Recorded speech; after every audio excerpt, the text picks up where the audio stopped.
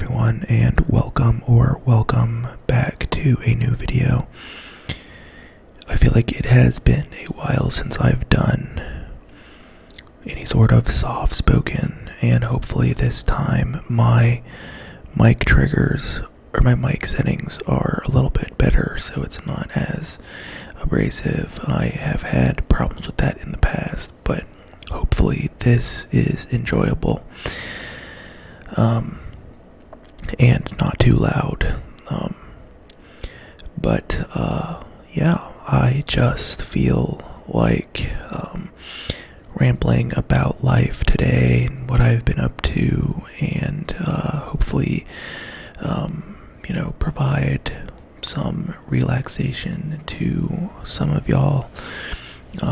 Excuse the background noise. It is the middle of the day as I'm filming this, and I live right on a busy road, as I think I have said in other videos, but yeah, the weather is beautiful outside for the first time in almost a week. It's been really cold and rainy here, the weather last weekend was in the 80s. It was beautiful. It felt like summer. And then it got down into the low 40s, high 30s again, and rainy all week, but it has cleared up. And so the sun is shining, and it has helped substantially with my mental health. Just because, I feel like I get down when the weather is bad. But yeah, really, kind of just been plugging away at school. I'm in my second semester of school at law school. I feel like in a lot of ways, the second semester has been a little bit harder than the first. I feel like I have a lot more reading of just really boring material that's not super interesting. There's a couple of my classes that are interesting, but a lot of the material that I'm reading right now is just mind-numbingly boring. And we're now in the full swing of job searching, so on top of having to do readings and keep up with school, we now have to be looking for a job. So everything that comes with that, tracking down job postings, networking, coming up, with application materials, writing cover letters, that sorts of things, interviews, interview prep, and going to interviews. So it's a lot to juggle with keeping on top of school, I will say. So it has added a lot to my stress levels, and I go to a big state school for law school, and so football is king here, and with there being no football on the weekends to watch and help take my brain off of constantly studying, it just feels like it's a grind. There's also fewer breaks. It felt like in the fall we were getting a lot of 1-2 day breaks, 3-day weekends, things like that. And then obviously we had a month off for Christmas. But now really our only breaks are MLK Day, which is already passed, and spring break, which is coming up in March, where we get a week off, so that'll be really nice. Although I have a trial memo due that pretty quickly after that, so I'll probably be spending most of my break drafting that. They are giving us like a month to write this thing, and generally, I guess in practice it takes anywhere from 20 to 40 hours, so we have ample time. I'm actually going to get started on that after this video, but that's what I'm going to be doing probably for the rest of my day. But yeah, school it's okay. It's like not amazing. I just feel like a lot of my motivation to focus has gone out the window. I feel like a lot of the novelty of this new thing, law school, all of that has kind of worn off, and now I'm just in the trenches, without kind of the newness, I guess you could say. So it's making it a little bit hard, but the spring semester will go by so quickly, and before we know it, it'll be summer.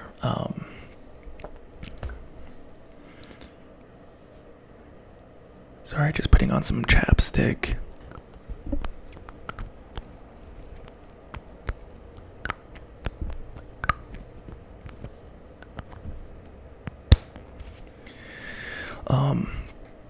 But with that comes the job search. So we're supposed to be applying to different places, different private school or different private firms, the government, different opportunities.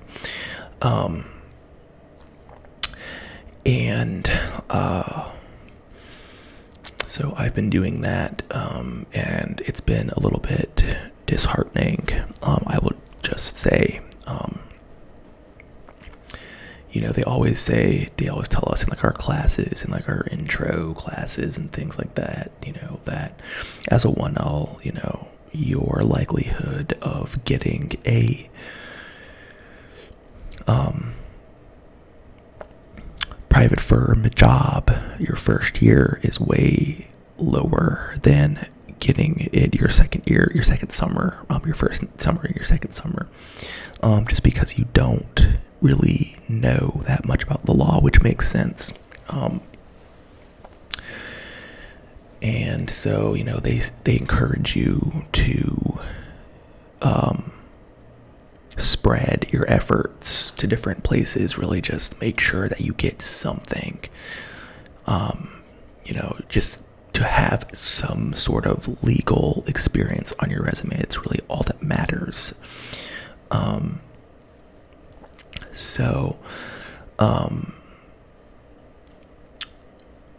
I have been applying kind of in line with, what the Career Services Office told me, which is what I just, explained. And I've been having mixed luck, dependent on what, type of firm I'm applying for. Going to a mid-ranked state school, the law profession is very elitist. Prestige is everything. So some of these bigger national firms obviously are out of reach, but applying to them anyways, just for good measure, and kind of what I expected, getting rejected, from those. They have thousands of applications to wade through from places like Harvard and Yale and things like that, all these like Ivy Leagues, right? And so, that's a kind of a whole category of firm that, at least at this point, is probably closed.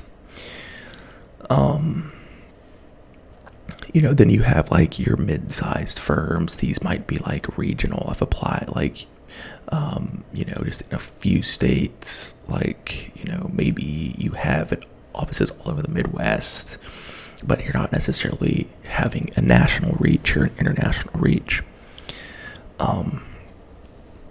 These are mostly the types of firms that are in the state that I'm in. It's a pretty small state in the South. And there's just not much going on here. So,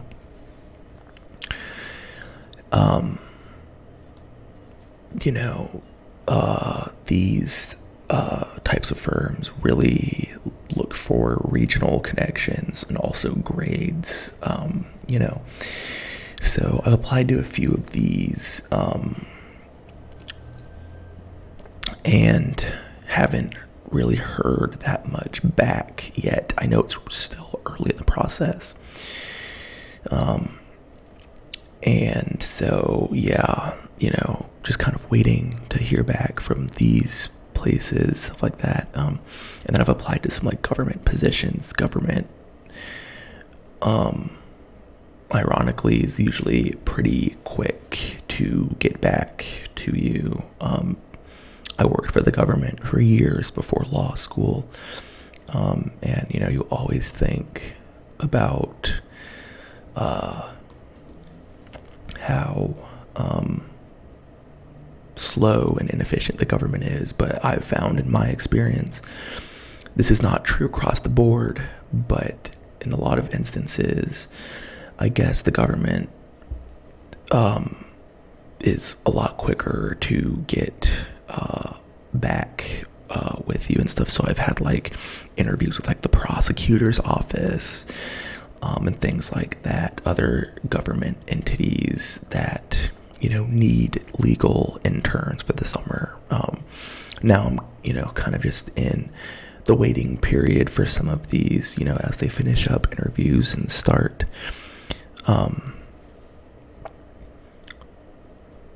looking at candidates, so,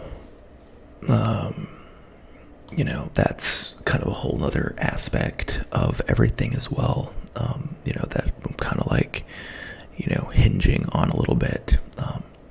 And that's like what my experience is in, not necessarily the legal realm, but working for the government and stuff like that. So it'd be a little bit more comfortable positions, but I'm not in law school to be comfortable. I'm here to expand my knowledge and get a job in the legal field. But that being said, a lot of like smaller and mid-sized firms, from what I've been told, don't really understand their hiring needs until closer to the summer. And since some of these smaller firms are maybe working on a limited budget, they don't want to hire an intern, realize, hey, we don't have, the money or, the work, and we're just going to waste this guy's time, right? So I kind of get that, aspect. And it's sort of the same with, mid-sized regional firms too. They might be a little bit more flexible and like further out in knowing what their hiring needs are. But that's kind of the whole job search right now. So I have been, spreading my search, kind of outside the state as well, to other states that I have ties to. The state I live in currently is the fourth state I've lived in, and so I have family and connections in actually all three other states, that I can kind of pull from as well. So working those networks, but it's still a little bit disheartening, kind of just funneling applications into what seems like a void. But I know it's really busy season for everybody, so gonna just keep applying and see what happens. But yeah, I mean, really like not a whole lot going on. The weather here, like I said, is slowly getting nicer, ready for summer. Everything's kind of getting in bloom, so we're definitely, in mid-February already pretty well into spring here. And so excited to go to the beach once it starts getting warmer consistently, and things like that.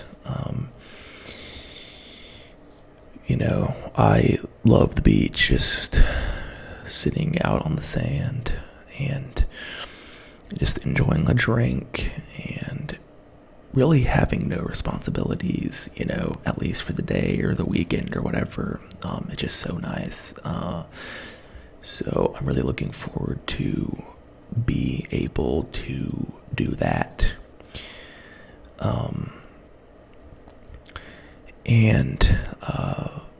Yeah, I mean, we've like settled in nicely here. We've been here almost a year now. In May, it'll be a year. And we are looking for a new house. We're renting. I think I may have explained this in earlier videos, but we are renting a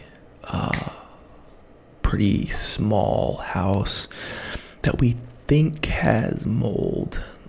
Not 100% sure on that. Our landlord has been a little bit dodgy on that. We asked him to come out and do a mold inspection, so he had his mold inspection guy come out to do that, and they found mold spores, but whether or not they were elevated concerning levels is another question. They sent us a report that was talking about the levels, and they're supposed to send the raw data attached to that report, but they didn't. But we could see that at one point the raw data was attached, because they sent us a single page document that was like, you have 40,000 mold spores of this type of mold per cubic foot. And then at the bottom of that page, it said, see the attached data sheet. So when I asked for the report, they just sent me that first page, and I noticed at the bottom that there was an attached data sheet. So I re-emailed the landlord and I was like, hey, can we get the attached data sheet? And he was like, I don't have one. This is all that was sent over by my mold guy. I was like, yeah, right. I doubt that. But we're out of here in like 3 months. So we just didn't really want to make a scene, and burn bridges. But yeah, the house is also like barely insulated. It's from the 1930s, and I think it's been a rental for a while. So it's pretty beat up, and it's clear that they don't take amazingly good care of the house. It's not like terrible, but it's not like as nice as some other places that I've rented. For a first house, it's not terrible, but we just want to be able to have a little bit larger space to host. We can barely fit, people in our living room, and we want a yard because we really like grilling and just hanging out outside, especially once the weather's nicer. We don't have a yard. So, we like to have a little fire pit and a yard and things like that. So we're kind of looking around for a better place to be, just because we were a little bit rushed into finding this place. Didn't have the time really, or the unlimited funds to travel in from out of state before we moved. So, we could have done much worse for a first house in limited research, but, we also could have done better. So, now that we have been here for a little bit, we're going to be getting out of this place, hopefully finding a private rental, so we don't have to deal with this with a company. The company that we have now is probably not the worst that's around here. They're like a local company, and I've read reviews for some of the other local companies and even some of like the national rental companies around here. They're talking about, hey, don't rent with this company, they're terrible, things like that.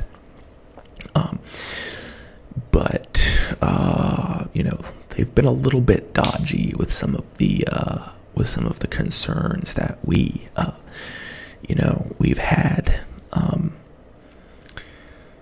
And when our mold guy came out, he kind of did an light inspection of the house as well, and he was like, yeah, your house being so old, from the early 30s, I think 1934, something like that, was not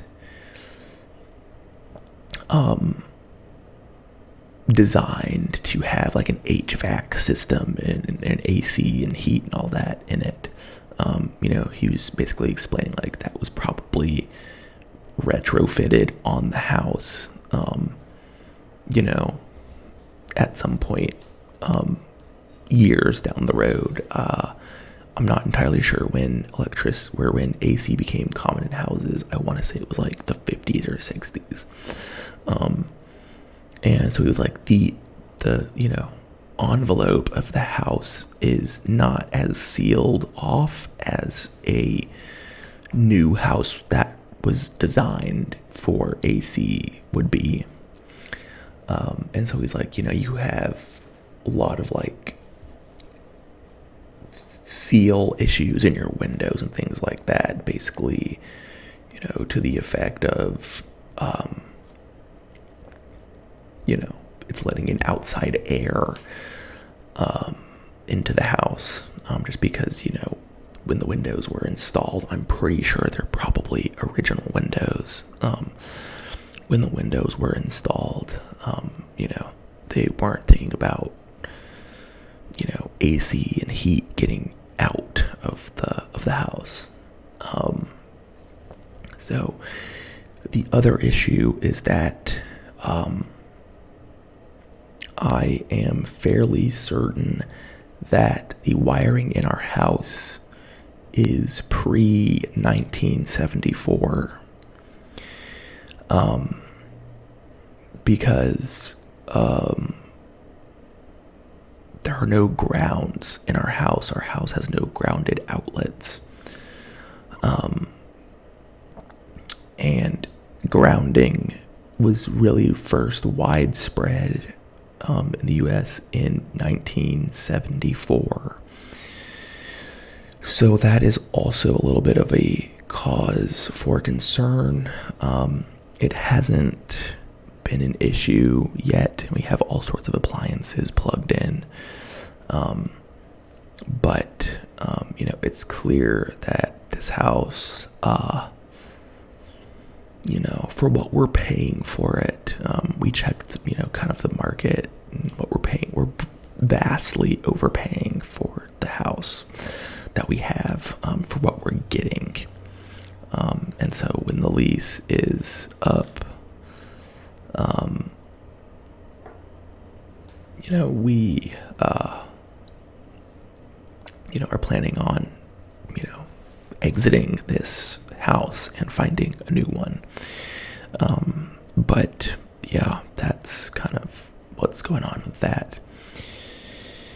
But yeah, I think I'm going to end this video here. I have to go to get cracking on school, but I just wanted to do a quick little ramble video for y'all. I just feel like I haven't posted in a bit, and I haven't posted a soft spoken in a while. So hopefully this was relaxing, and you have a great day, evening, night, whenever you are watching this, and I will see you in the next one.